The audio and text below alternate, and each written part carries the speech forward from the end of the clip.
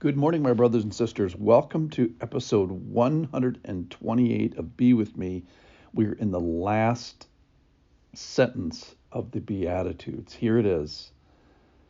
Rejoice and be glad, for your reward is great in heaven.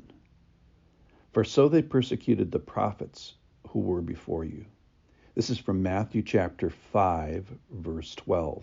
We've gone through all these blessed are the poor in spirit, those who mourn, the meek, the merciful, pure in heart, and gotten some glimpse of the future.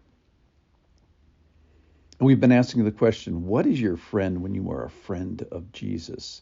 And what things are your friend? And we've kind of listed poverty of spirit and mourning and grief and gentleness, hunger for purity, merciful. And here we're going to talk about persecution here today. What are the benefits of being a Christian, and when are the benefits of being a Christian? So some are now and some are later. Some are just in eternity. So it's sort of like a now and later thing about when you're a Christian. There are some benefits now, but there's a lot later.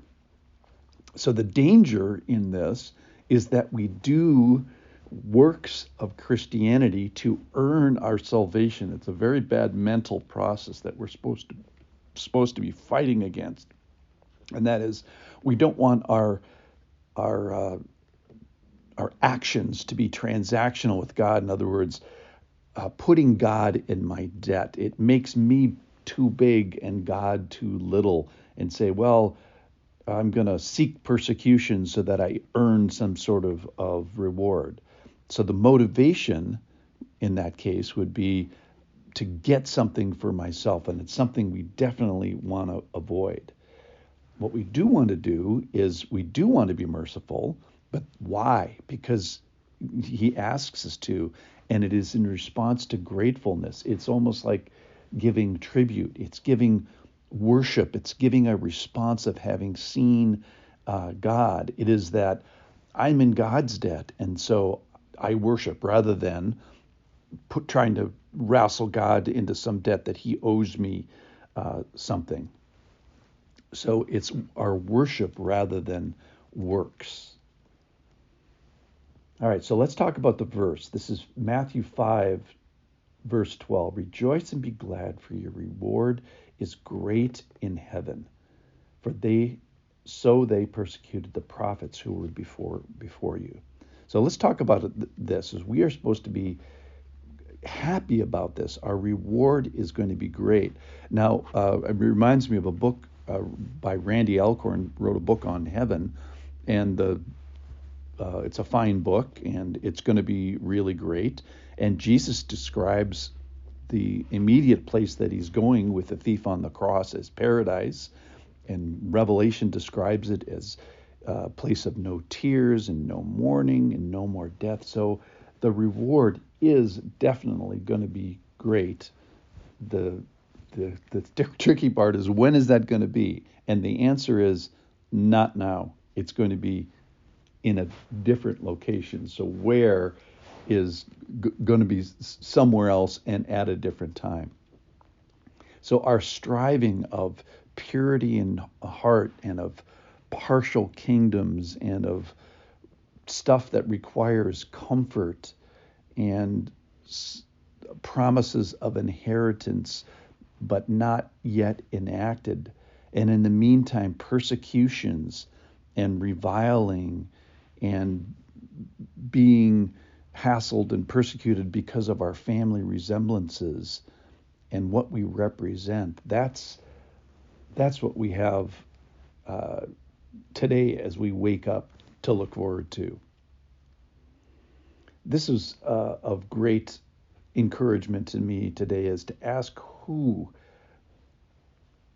You are not the first. So the verse we're looking at today is, rejoice and be glad, your reward is great when in heaven. And then who?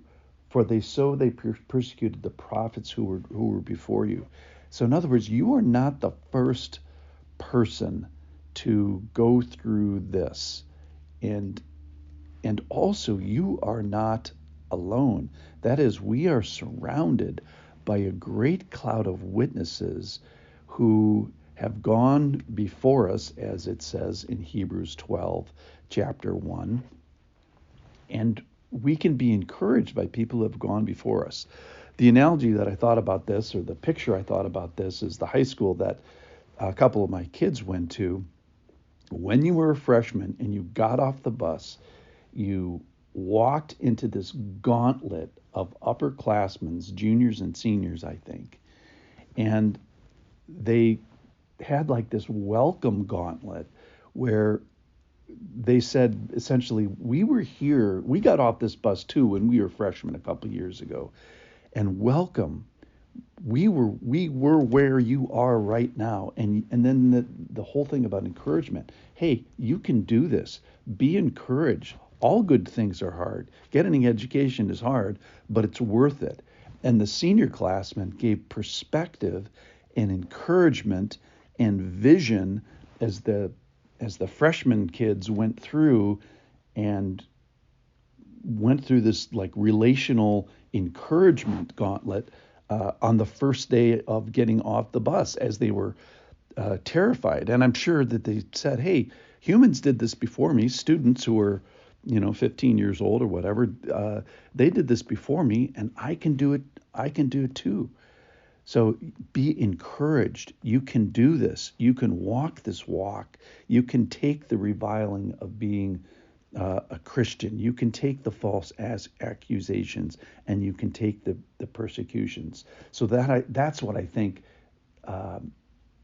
this last verse of the Beatitudes can say. And it gives us a vision and says, you are going to get a kingdom. So you can take anything. You're going to get a reward. So represent.